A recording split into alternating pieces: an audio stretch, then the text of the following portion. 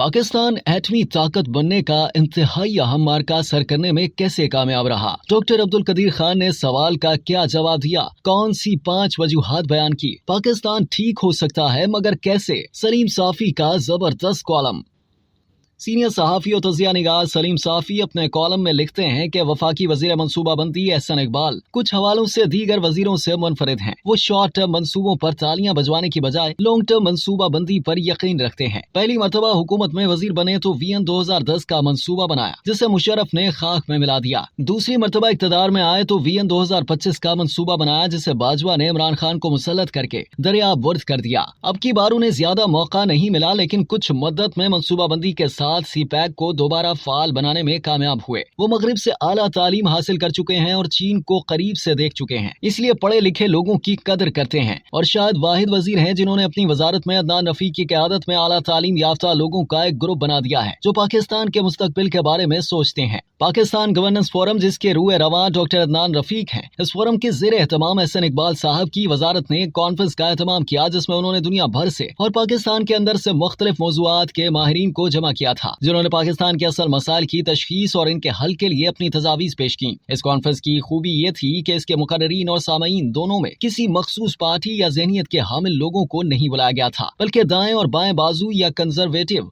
और लिबरल की तफरीक किए बगैर मेरिट पर माहिरीन को बुलाया गया था। सबको खुलकर बोलने और खुलकर सवाल करने की इजाजत थी और अगर मुरतब करता तजावीज़ को आने वाली हुकूमत अपनी तरजीहात में सर फहरिस्त रखे तो पाकिस्तान में मस्बत तब्दीली की बुनियाद रखी जा सकती है। इस कॉन्फ्रेंस के इख्तितामी सेशन से खिताब के दौरान एहसन इकबाल और गिलगित बल्तिस्तान के साबिक वज़ीर आला हाफिज हफीजुर रहमान ने चंद ऐसी बातें बता दी कि जिनके जरिए दरिया को कूजे में बंद किया गया था। एहसन इकबाल ने सवाल उठाया कि क्या वजह है कि इस बिगड़े हुए पाकिस्तान में हम एटमी ताकत बनने के काबिल हुए और फिर खुद ही इसका जवाब भी दिया जो इन्हें डॉक्टर अब्दुल कदीर खान और उनके साथियों ने बताया था। एहसन इकबाल ने कहा कि एटमी धमाकों के बाद मैं डॉक्टर अब्दुल कदीर खान और उनके साथियों से मिला और उनके सामने ये सवाल रखा कि पाकिस्तान जैसे मुल्क में उन्होंने ये कारनामा कैसे सर किया। तो इसके जवाब में डॉक्टर कदीर और उनके साथियों ने जवाब दिया कि 5 वजूहात की बुनियाद पर हमारी ऑर्गेनाइजेशन पाकिस्तान की बाकी ऑर्गेनाइजेशन से मुख्तलिफ थी और इसलिए हम ये मार्का सर करने में कामयाब हुए। डॉक्टर कदीर ने बताया कि पहला ये कि मुझसे लेकर क्लास 4 मुलाजिम तक जितने भी लोग एटमी प्रोग्राम से मुंसलिक रहे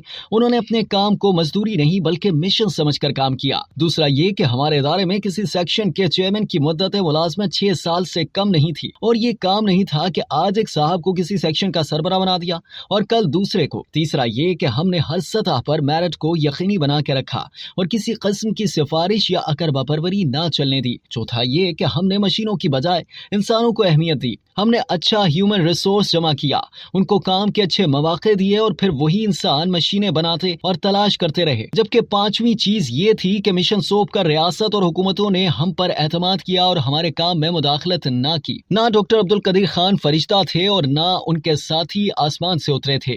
वो भी इस बदहाल पाकिस्तान में रहते और इखलाक बाख्ता कौम का हिस्सा थे, लेकिन इन 5 वजूहात की बुनियाद पर वो इतना बड़ा कारनामा सर करने में कामयाब हुए जो इस बात का दर्स देता है कि अगर हम किसी वजारत डिवीजन इदारे में इन 5 उसूलों को अपना लें तो इस बिगड़े हुए पाकिस्तान में भी वो नाकाबिले यकीन मस्बत नताइज दे सकता है। इस इख्तितामी सेशन में एहसन इकबाल से कबल गिलगित बल्तिस्तान के साबिक वज़ीर आला हाफिज हफीजुर रहमान ने अपने तरजीहात से हाजरीन को आगाह किया। हाफिज साहब माजी करीब में पाकिस्तान के महरूम तरीन इलाके यानी गिलगित बल्तिस्तान के कामयाब तरीन वज़ीर आला रहे। उनके वज़ीर आला बनने से कबल गिलगित बल्तिस्तान में शिया सुन्नी फसाद रोज का मामूल थे, लेकिन दीन का इल्म रखने वाले हाफिज साहब ने कमाल हिकमत से इस मसले को ऐसा हल किया कि इनके पूरे 5 साल में एक भी फिरका वराना फसाद ना हुआ।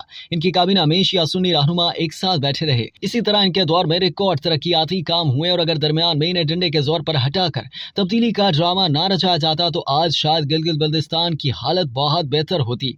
हाफिज साहब ने बताया कि गिलगित बल्तिस्तान बहुत वसी और अरीज इलाका है, लेकिन आबादी कम थी इसलिए बाज इलाकों तक सरकार पहुंच ही नहीं सकती थी।